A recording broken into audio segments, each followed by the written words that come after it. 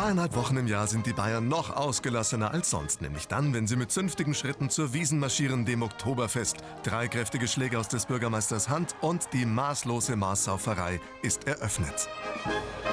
Und saft es! Ja, herzlich willkommen auf dem Oktoberfest 2000. 18 Tage lang heißt es bei uns wieder Gaudi pur, jede Menge Prominenz, jede Menge Bier fließt da und wir haben uns mal umgeschaut, wie die Prominenz die Maßbier so verträgt. Ab jetzt heißt's für die Massen hoch die Tassen. Mehr als 60.000 Hektoliter Wiesenbier schäumten 1999 aus den Fässern und hinterließen ihre Spuren in den Hirnwindungen der Besucher. Aber es geht auch ohne. So, ich bin auch gut drauf, seitdem ich nicht mehr sauf. Und deswegen nicht mehr Amok lauf. 7 Millionen andere Besucher werden ihn würdig vertreten. Aber wer von denen kann bayerisch?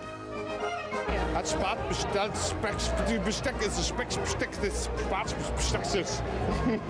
Als Spaatbesteck ist ein Besteck, das bestellt ist. Das verstehe ich auch noch nicht mal, was da steht. Ich versuche das mal, gell? Als Spat bestellt, das Speckbesteck ist ein Speckbesteck, das Spat bestellt ist. Ah, jetzt verstehe ich's. Als Spat bestellt Speckbesteck ist ein schwer. Speckbesteck, das Spat bestellt ist. Für alle Freunde des Hochdeutschen, wir übersetzen den Zungenbrecher an dieser Stelle nicht, kann sich keiner merken, sondern kommen lieber vom Kauderwelsch zur süßen Kunst. Wiesn-Kreativ Petra Perle ist heute unsere erste Prominente, die ein eigenes Lebkuchenherz bemalt. Und wir sind ganz gespannt, wie das wird. Und sie hat eine eher morbide Fantasie, sie schreibt Tod auf das Lebkuchenherz. Nun gut, es schlägt ja auch nicht. Ich finde, das ist ein sehr schöner Reim. Rot reimt sich auf Tod. Die richtige Deko für jede Schnapsleiche.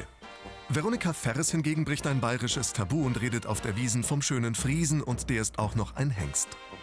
Der ist mittlerweile 23 Jahre alt und den habe ich mal vom Metzger weggerettet und der ist im vollen Saft seiner Kräfte und ein wunderschöner, stolzer Kerl geworden.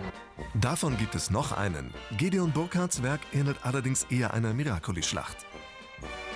Hat es irgendwas mit der Wiesn zu tun? Nö. Hat es irgendwas mit dir zu tun? Ein Herz mit einem Pfeil durch. Okay.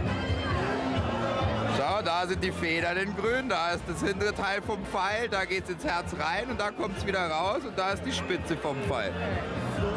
Also hat das mit Amor zu tun?